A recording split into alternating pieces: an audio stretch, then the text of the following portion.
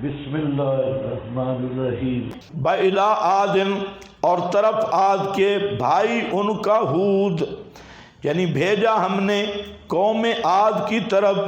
بھائی ان کا، برادری کا یا وطن کا۔ ہود امت عاد ہے، رسول ہود ہے۔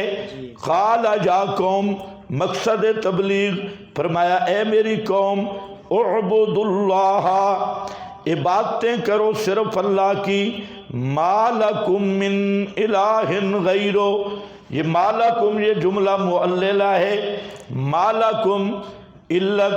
اس لیے کہ نہیں واسطے تمہارے کوئی الہ سوا اس کے، ان انتم الا مفترون، نہیں ہو تم الا مفترون مگر مفترون جھوٹ بولنے والے، افتراء کرنے والے، فی جعلہم الالوہیت لغیر اللہ، البحر المحیط، بیچ بنانے کرنے تمہاری الوہیت غیر اللہ کے لیے۔ یا قوم، رفع مانے صحت نبوت یعنی لالچ، رفع مانے صحت نبوت یعنی لالچ، یا صحت نبوت سے مانے کو اٹھایا جا رہا ہے اور وہ لالچ ہے۔ یا قوم لا اسألکم علیہ اجرا، اے قوم نہیں مانگتا میں تم سے علیہ التوحید، علیہ التوحید دعوت توحید پر، اجرن کوئی مزدوری، ان اجریہ الا علی الذی، علت نہیں ہے مزدوری میری مگر اوپر اس ذات کے، فطرنی جس نے عدم ماس سے پیدا کیا مجھے، افلا تعقلون کیا تم سمجھتے نہیں ہو۔ بیا قوم، اصول فوز اول تلقین استغفار، پہلا کامیابی کا اصول تلقین استغفار۔ بیا قوم، اے میری قوم، استغفروا ربکم، استغفار کرو، معافیہ مانگو اپنے رب سے، من الشرک والمعاصی، مظہر یہ شرک اور گناہوں سے، ثم توبوا الیہ، پھر رجوع کرو طرف اسی کے، ثانی تلقین توبہ یعنی آئندہ کے لیے رجوع رکھو اسی کی طرف، بطاعتہ بترک عبادت غیر ہی،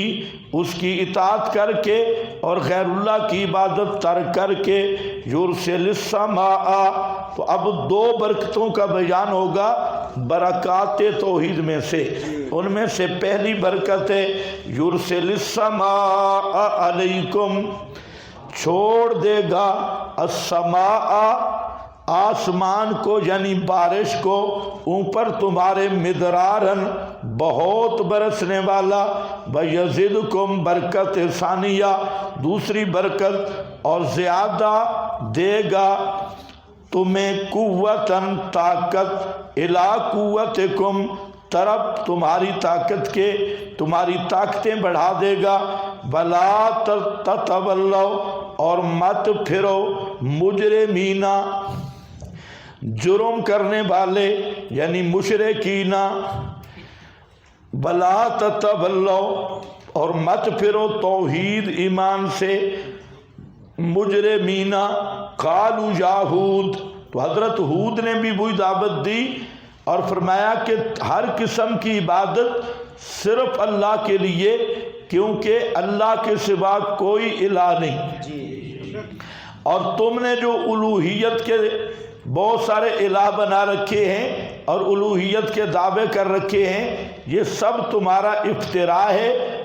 میں مقصد تبلیغ میرا یہ مقصود زندگی ہے، یہ گزران زندگی نہیں، یہ معاش نہیں ہے، بلکہ میری زندگی کا مقصود بیان توحید ہے۔ اور تم سے معاش میں نے کیا مانگنا ہے؟ میرا اجر اور مزدوری اس ذات پہ ہے جس نے مجھے عدم سے پیدا کیا، وجود دیا۔ اتنی بات بھی نہیں سمجھتے۔ بجا قوم اور یہ وہی ضابطہ ہے جو شروع میں گزرا ہے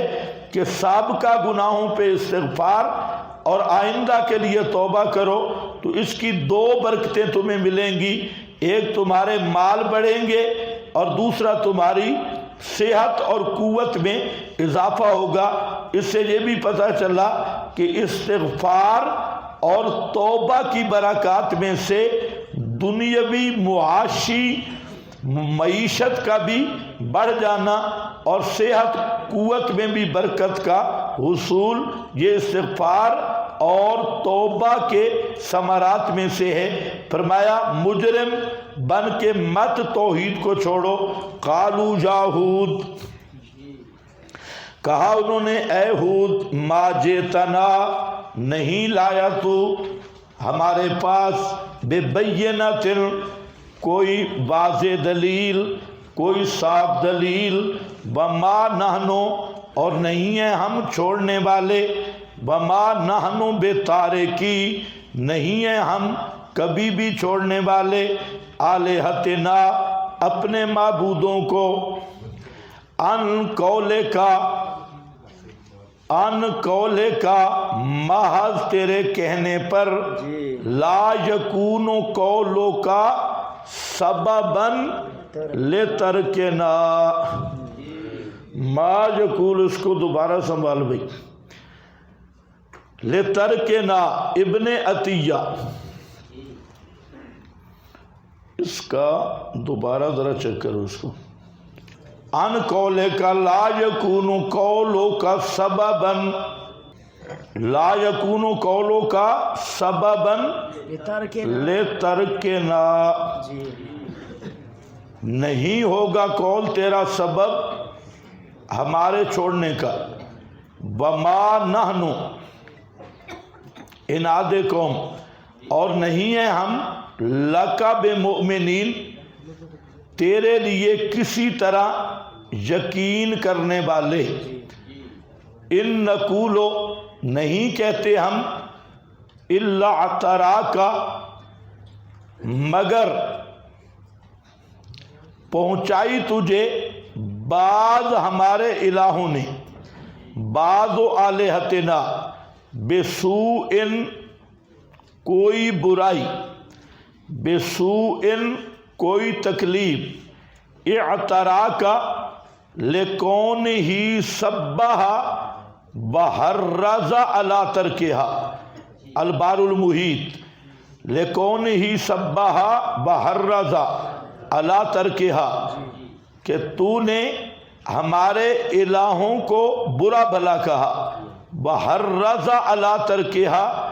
اور تحریض کی ان کے چھوڑنے پر، تو اعتراکا کا معنی ہوتا ہے اب یہاں جو مقصد ہے ان کا، پہنچایا تجھے ہمارے بعض الہوں نے، بسوء، اوپر لکھا ہے معنی ھذا انہو افسد عقلک بعض آلہتنا لسبک ایہا وصدک عن عبادتہا وحدک لہا عن رتبۃ الالوہیت، کہ تو ہر وقت ہمارے الہوں کے پیچھے لگا رہا